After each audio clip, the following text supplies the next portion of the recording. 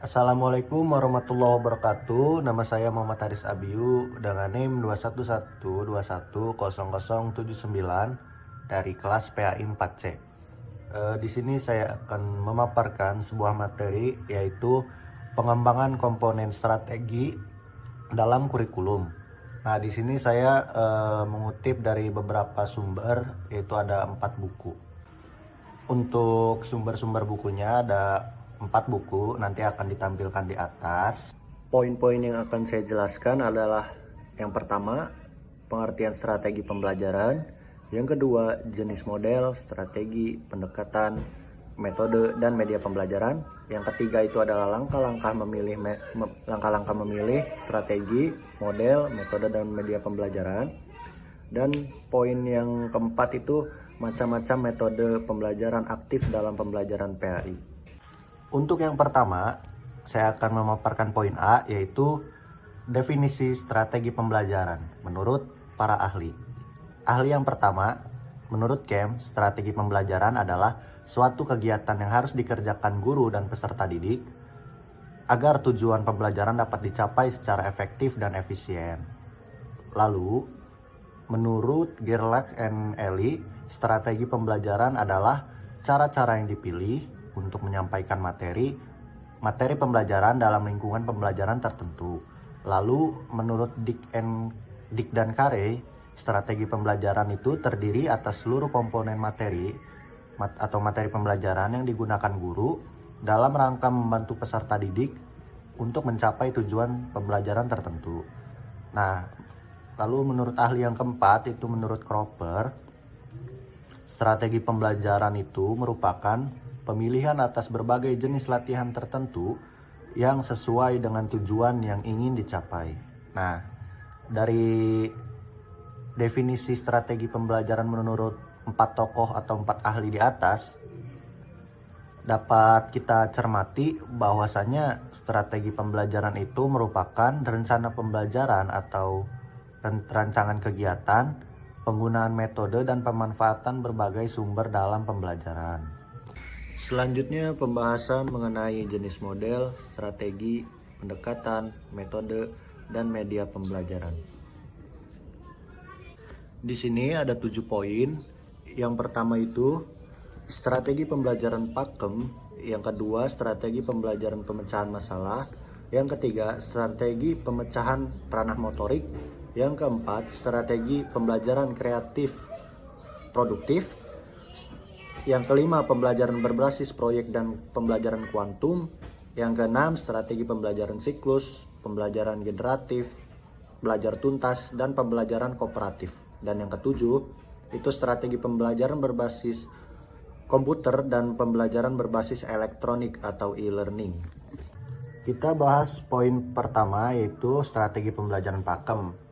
Di dalam proses pembelajaran yang kurikulum sekarang, yaitu pembelajaran full day, perlu dikembangkan strategi khusus yang membuat siswa itu termotivasi buat belajar dan merasakan sebuah kesenangan dalam belajarnya. Untuk mengembangkan strategi yang demikian, siswa itu menjadi pusat perhatian utama. Pembelajaran ini lebih dikenal dengan istilah PAKEM, yaitu pembelajaran aktif, kreatif, efektif, dan menyenangkan. Yang pertama itu PAKEM, pembelajaran A-nya itu pembelajaran aktif, yaitu merupakan sebuah pendekatan pembelajaran yang lebih banyak melibatkan aktivitas peserta didik dalam berbagai informasi dan pengetahuan dalam pembelajaran di kelas, sehingga mereka dapat berbagai pengalaman yang dapat meningkatkan pemahaman dan kompetensinya. Pembelajaran aktif ini juga memungkinkan peserta didik untuk mengembangkan kemampuan berpikir yang kritis seperti menganalisis dan mensintesis, serta juga dapat melakukan penilaian terhadap berbagai peristiwa belajar dan menerapkannya dalam kehidupan sehari-hari. Pembelajaran aktif ini juga memiliki persamaan dengan model pembelajaran self-discovery learning, yaitu pembelajaran yang dilakukan peserta didik untuk menanyakan kesimpulan sendiri, sehingga dapat menjadikan nilai baru yang dapat diimplementasikan dalam kehidupan sehari-hari. Lalu ini ada strategi pembelajaran pakem yang kedua, yaitu kreatif. Nah, pembelajaran kreatif ini mengharuskan seorang guru dapat memotivasi dan memunculkan kreativitas peserta didik selama pembelajaran dengan menggunakan beberapa metode atau strategi yang bervariasi, misalnya kayak kerja kelompok, bermain peran, atau memecahkan masalah. Pembelajaran kreatif juga menuntut guru untuk mampu merangsang kreativitas peserta didik, baik dalam mengembangkan kecakapan dalam berpikir maupun dalam melakukan sebuah hal tindakan. Berpikir kreatif juga selalu melahirkan sesuatu yang sebelumnya tidak ada. Berpikir kreatif juga harus dikembangkan dalam proses pembelajaran agar peserta didik itu terbiasa dalam mengembangkan kreativitas pada dirinya. Menurut Campbell, kreatif itu mengandung arti inovatif. Belum ada sebelumnya, segar, menarik, aneh, dan mengejutkan. Selain itu, kreatif juga adalah berguna, memiliki lebih baik, praktis, mempermudah, memperlancar, mengembangkan, mendidik, memecahkan masalah, mengatasi kesulitan, mendatangkan hasil yang baik, dan dapat dimengerti. Nah, untuk pakem yang selanjutnya itu yang itu pembelajaran efektif. Pembelajaran efektif itu dapat dikatakan jika mampu memberikan pengalaman baru, membentuk kompetensi pada peserta didik, serta juga mengantarkan mereka ke tujuan yang ingin dicapai secara optimal. Hal ini juga dapat dicapai dengan melibatkan peserta didik dalam perencanaan, pelaksanaan, dan penilaian pembelajaran. Peserta didik juga harus melibatkan secara penuh agar bergairah dalam pembelajaran sehingga pembelajaran itu benar-benar kondusif lah dan terarah pada tujuan dan membentukkan kompetensi para peserta didik. Lalu pembelajaran efektif juga menuntut keterlibatan peserta didik secara aktif karena mereka merupakan pusatnya kegiatan pembelajaran dan pembentukan kompetensi. Peserta didik juga harus didorong buat menafsirkan informasi yang disajikan oleh guru sampai informasi tersebut dapat diterima oleh akal sehat. Pembelajaran efektif juga harus ditunjang dengan lingkungan yang memadai. Dari situ juga guru harus mampu mengelola tempat belajar dengan baik, mengelola peserta didiknya, terus mengelola kegiatan pembelajarannya, mengelola isi atau materi pembelajarannya, dan mengelola sumber-sumber belajar seperti modul dan diktat. Nah, untuk yang M-nya ini adalah pembelajaran menyenangkan. Pembelajaran menyenangkan itu suatu proses pembelajaran yang di dalamnya terdapat sebuah kohesi yang kuat antara peserta didik dan peserta didik dan pendidik. Nah, tanpa ada perasaan tertentu atau seperti perasaan terpaksa, perasaan tertekan. Dengan kata lain, pembelajaran ini harus ada hubungan yang baik antara peserta didik dan pendidik. Jadi harus sama-sama senang, nggak boleh ada ngegerunek satu sama lain. Guru juga memposisikan diri sebagai mitra belajar peserta didik dalam proses pembelajaran. Bahkan dalam hal tertentu tidak menutup kemungkinan guru juga belajar dari peserta didiknya. Jadi nggak cuma murid yang belajar dari guru, jadi guru juga bisa belajar dari murid atau mengambil sesuatu dari murid.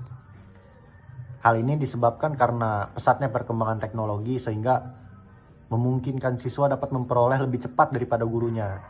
Nah, dengan perkembangan teknologi yang sangat maju sekarang, biasanya murid-murid tuh lebih paham akan teknologi dan lebih cepat mengenai informasi-informasi yang didapat dari media sosial, media berita, dan lain-lainnya. Nah, lalu lanjut itu ada strategi pembelajaran pemecahan masalah. Ini yang kedua setelah strategi pembelajaran pakem. Pada hakikatnya program pembelajaran itu tidak hanya memahami dan menguasai dan bagaimana sesuatu terjadi, tetapi juga memberi pemahaman dan penguasaan tentang mengapa hal itu bisa terjadi. Berpijak pada permasalahan tersebut, maka pembelajaran pemecahan masalah menjadi sangat penting untuk diajarkan atau diterapkan. Pada dasarnya, tujuan akhir pembelajaran adalah menghasilkan siswa yang memiliki pengetahuan dan keterampilan dalam memecahkan masalah yang dihadapi kelak nanti di lingkungan masyarakat. Untuk menghasilkan siswa yang memiliki kompetensi yang andal, maka diperlukan juga serangkaian strategi pembelajaran pemecahan masalah. Berdasarkan kajian beberapa literatur, terdapat banyak strategi pemecahan masalah yang kiranya dapat diterapkan dalam pembelajaran. Pemecahan masalah juga dipandang sebagai suatu proses untuk menemukan kombinasi dari sejumlah aturan yang dapat diterapkan dalam upaya mengatasi situasi yang baru. Pemecahan masalah juga tidak hanya sekedar sebagai bentuk kemampuan menerapkan aturan yang telah dikuasai melalui kegiatan belajar, melainkan lebih dari itu, ini juga merupakan proses untuk mendapatkan aturan pada tingkat yang lebih tinggi. Kemampuan pemecahan masalah sangat penting, artinya bagi para siswa. Para ahli pembelajaran juga sependapat bahwa kemampuan pemecahan masalah itu dalam batas-batas tertentu dapat dibentuk melalui bidang studi dan disiplin ilmu yang diajarkan. Lalu strategi pembelajaran yang ketiga itu ada strategi pembelajaran ranah motorik. Biasanya dalam pelaksanaan program di pendidikan di SMK, Sekolah Menengah Kejuruan, maupun pada lembaga pendidikan kejuruan lainnya, pembelajaran praktik memegang peran yang sangat penting. Karena biasanya di SMK itu lebih menekankan kepada praktik ya. Melalui kegiatan praktik juga, siswa itu dapat menguasai keterampilan kerjanya secara optimal. Pembelajaran praktik itu juga pada dasarnya adalah proses belajar mengajar yang dilakukan pada pelajaran bidang studi kejuruan, seperti ada teknik mesin, kalau di SMK itu ada teknik sipil, atau ada administrasi perkantoran, multimedia, TKJ, dan sebagainya. Terus mata pelajaran praktik juga mata pelajaran yang lebih ditekankan pada kegiatan mengaplikasikan atau mengimplementasikan suatu teori dalam kondisi dan situasi yang terbatas. Dalam proses belajar mengajar praktik juga itu ada beberapa tahapannya. Dikutip dari tokoh ahli Wena pada bukunya tahun 2011 itu ada 3 tahap. Pertama ada tahap pertama itu pembelajaran praktik dasar kejuruan yang umumnya dilaksanakan di sekolah. Jadi biasanya kayak praktek dasar yang umum-umumnya aja. Lalu untuk tahap yang kedua itu praktik keterampilan kejuruan dengan strategi proyek. Nah ini juga biasanya tuh kalau di SMK tuh umumnya masih dilakukan di sekolahnya juga. Nah baru yang ketiga ini pembelajaran praktik keterampilan kejuruan dengan strategi praktik industri. Nah ini biasanya kayak PKL yang dilakukan di industri atau di dunia kerja. Lanjut ke strategi pembelajaran yang selanjutnya yaitu strategi pembelajaran kreatif produktif, pembelajaran berbasis proyek, dan pembelajaran kuantum.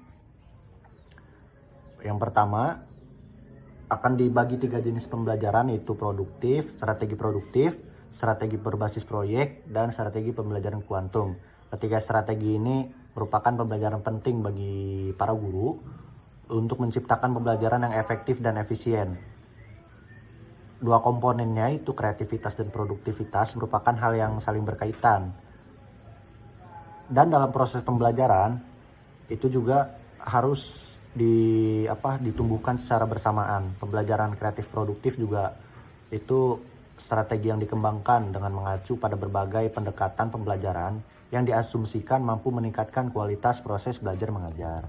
Lalu untuk pembelajaran berbasis proyeknya juga ini merupakan model pembelajaran yang memberikan kesempatan pada guru untuk mengelola pembelajaran di kelas dengan melibatkan kerja proyek.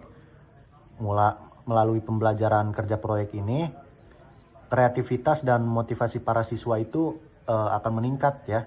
Strategi pembelajaran kuantum juga secara khusus dirancang untuk membuat proses pembelajaran itu jadi menyenangkan, baik buat siswa atau menyenangkan juga buat para guru. Untuk poin selanjutnya itu adalah strategi pembelajaran siklus, pembelajaran generatif, belajar tuntas, dan pembelajaran kooperatif. dalam pelaksanaan pembelajaran di kelas itu guru biasanya menemukan banyak permasalahan baik pada siswa atau permasalahan akademis atau juga permasalahan non akademis. Itu permasalahan itu juga tentunya berdampak langsung atau tidak langsung terhadap pencapaian hasil belajar. Semua permasalahan itu juga harus dianggap sebagai tantangan dan juga untuk mencapai tujuan pembelajaran. Nah, untuk pembelajaran siklus ini merupakan satu model pembelajaran dengan pendekatan konstruktivis. Model ini juga pertama kali dikenalkan oleh tokoh Robert Karplus dalam Science Curriculum Improvement Study. Siklus belajar ini juga merupakan salah satu model pembelajaran dengan pendekatan konstruktivis yang pada awalnya terdiri dari 3 tahap, yaitu eksplorasi, pengenalan konsep, dan penerapan konsep. Yang kedua, pembelajaran generatif itu pertama kali diperkenalkan oleh Osborne dan Cosgrove. Pembelajaran generatif itu terdiri atas 4 tahap. Pertama, pendahuluan atau eksplorasi, kedua, pemfokusan, yang ketiga, tantangan atau tahap pengenalan konsep, yang keempat adalah penerapan konsep.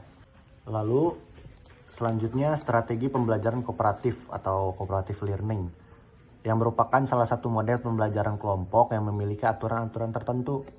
Prinsip pembelajaran ini juga adalah siswa itu membentuk kelompok kecil dan saling mengajar semuanya untuk mencapai tujuan bersama. Jadi saling sharing, ibaratnya seperti diskusi. Pembelajaran kooperatif juga merupakan pembelajaran yang secara sadar itu menciptakan interaksi yang saling asuh, sehingga sumber belajar bagi siswa itu bukan hanya guru dan buku juga, tapi sesama siswa itu bisa saling belajar. Poin yang ketujuh itu adalah strategi pembelajaran berbasis komputer dan pembelajaran berbasis elektronik atau e-learning. Seiring dengan perkembangan teknologi yang semakin pesat, itu juga berpengaruh pada dunia pendidikan, dan dunia pendidikan juga menyesuaikan tuh dengan kemajuan teknologi itu juga. Ini juga dibuktikan dengan adanya model pembelajaran e-learning, yaitu kegiatan yang melalui media elektronik. Belajar bisa melalui aplikasi dan lainnya. Nah, yang pertama itu pembelajaran berbasis komputer. Ini juga pembelajaran medianya komputer sebagai alat bantu. Melalui pembelajaran ini juga bahan ajarnya itu disajikan melalui media komputer, sehingga proses belajar mengajar itu jadi lebih menarik buat para siswa ya. Itu juga pembelajaran berbasis komputer itu ada 3 model. Pertama ada latihan praktik, ada tutorial, dan juga ada simulasi. Nah, untuk pembelajaran berbasis elektroniknya atau e-learning itu merupakan sebuah inovasi model pembelajaran yang menggunakan teknologi informasi. Tokoh Jayakumar Cekoran juga mendefinisikan e-learning itu sebagai pengajaran atau pembelajaran yang menggunakan rangkaian elektronik untuk menyampaikan isi pembelajaran. Bisa juga menyampaikan interaksi atau bimbingan. Ada pula yang menafsirkan kalau e-learning itu merupakan sebagai bentuk pendidikan jarak jauh yang dilakukan melalui media internet. Yang membedakan pembelajaran tradisional dengan e-learning itu yaitu guru itu dianggap sebagai orang yang serba tahu dan ditugaskan untuk menyalurkan ilmu kepada siswa. Dalam e-learning juga fokus utamanya tetap kepada siswa. Suasana pembelajaran e-learning juga itu kasarnya akan memaksa siswa untuk memainkan peranan yang lebih aktif dalam pembelajarannya. Selanjutnya, pembahasan mengenai langkah-langkah memilih strategi, model, metode, dan pembelajaran. Di sini ada langkah-langkahnya itu dari berbagai komponen, yaitu ada 10 komponen, dan beberapa pendekatan, yaitu pendekatan teknikal dan non-teknikal. Lanjut ke komponen strategi pembelajaran. Itu kurang lebih ada 10. Yang pertama itu guru, kedua peserta didik, ketiga tujuan, keempat bahan pelajaran, yang kelima itu kegiatan pembelajaran, yang keenam ada metode, yang ketujuh ada alat, kedelapan itu sumber belajar, yang kesembilan itu evaluasi, dan yang kesepuluh itu situasi atau lingkungan. Kita bahas satu persatu mengenai komponen strategi pembelajaran. Itu pertama ada guru. Tujuan guru juga itu untuk membentuk lingkungan peserta didik supaya sesuai dengan lingkungan yang diharapkan dalam proses belajar. Yang kedua, peserta didik yang merupakan komponen yang melakukan kegiatan belajar untuk mengembangkan kemampuan siswa tersebut dan juga untuk mencapai tujuan belajar. Lanjut ke tujuan yang menjadi dasar untuk dijadikan landasan untuk menentukan strategi, materinya seperti apa, medianya seperti apa, dan evaluasi nanti yang pembelajaran setelah dilakukan. Lanjut ke bahan pelajaran, ini juga merupakan medium untuk mencapai tujuan pembelajaran yang berbentuk materi yang sudah tersusun ya secara sistematis dan dinamis. Yang itu juga sesuai dengan arah dan tujuan perkembangan kemajuan ilmu pengetahuan. Yang kelima itu komponennya adalah kegiatan pembelajaran. Agar pembelajaran dapat optimal, maka dalam menentukan strategi pembelajaran itu perlu dirumuskan kegiatan pembelajaran yang sesuai dengan standar proses pembelajaran. Lanjut ke 6 itu metode. Metode itu biasa disebut cara-cara yang digunakan untuk mencapai tujuan pembelajaran. Lalu yang ketujuh itu ada alat. Alat itu juga dipergunakan dalam pembelajaran yang merupakan sesuatu yang dapat digunakan untuk mencapai tujuan pembelajaran juga. Yang kedelapan itu ada sumber belajarnya. Sumber belajar yaitu yang merupakan segala sesuatu yang dipergunakan sebagai tempat atau rujukan atau referensi di mana bahan pembelajaran itu bisa didapat. Yang kesembilan ada evaluasi yang merupakan komponen. Evaluasi ini berfungsi untuk mengetahui apakah tujuan pembelajaran ini sudah tercapai atau belum. Entah ada yang sudah tercapai atau ada yang masih kurang, seperti penilaian semacamnya. Yang ke-10 itu adalah situasi atau lingkungan. Lingkungan juga sangat mempengaruhi guru tentunya untuk menentukan strategi pembelajaran apa yang akan digunakan.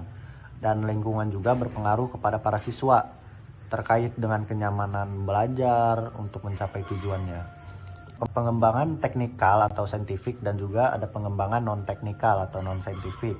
Pendekatan teknikal juga itu ada dibagi menjadi 3, yaitu ada pendekatan secara behavioral, yaitu yang mengharuskan kurikulum itu memiliki tujuan sebagai target kurikulum.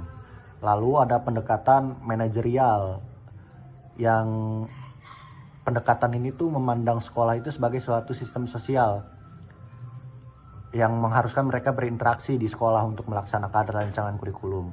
Nah, lalu ada pendekatan akademik, biasa dikenal sebagai traditional, intellectual, and knowledge orient approach.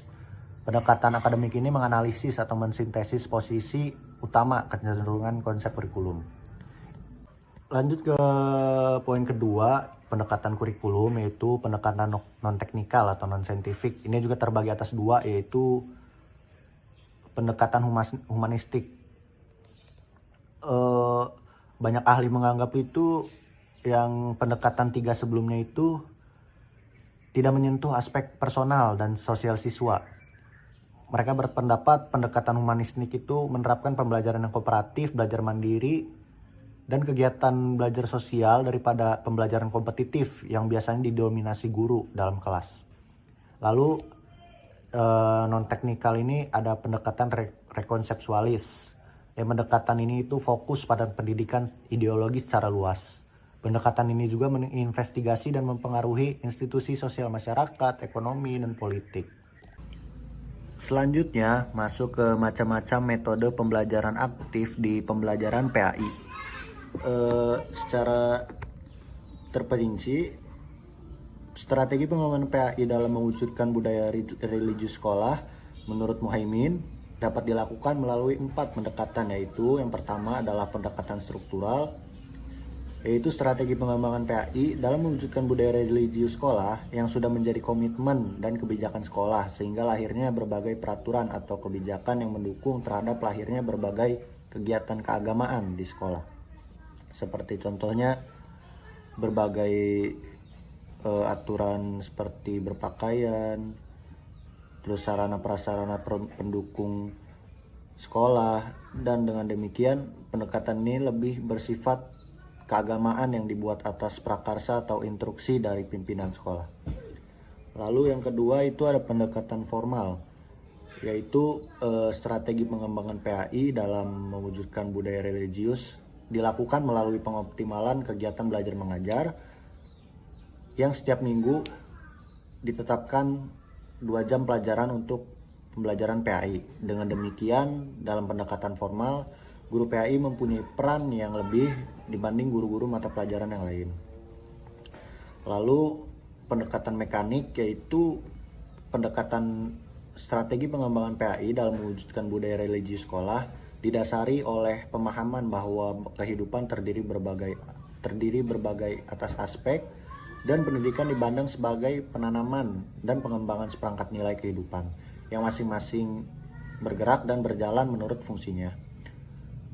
Lalu masing-masing gerak juga bagaikan sebuah mesin yang terdiri atas beberapa komponen. Pendekatan mekanik juga dapat diwujudkan dengan meningkatkan kuantitas dan kualitas kegiatan ekstrakurikuler. Yang keempat itu pendekatan organik, yaitu penciptaan suasana religius yang disemangati oleh adanya pandangan bahwa pendidikan agama itu adalah kesatuan atau sebagai sistem sekolah yang berusaha mengembangkan pandangan atau semangat hidup agamis. Lalu dimanifestasikan dalam sikap hidup, perilaku, dan keterampilan hidup yang religius dari seluruh masyarakat sekolah. Yang artinya strategi ini mewujudkan budaya religius sudah menjadi komitmen dan mendapat dukungan dari masyarakat sekolah. Itu adalah beberapa penjelasan dari saya mengenai pengembangan komponen strategi dalam kurikulum. Bagi yang masih kebingungan atau ada pertanyaan, boleh bertanya di kolom komentar.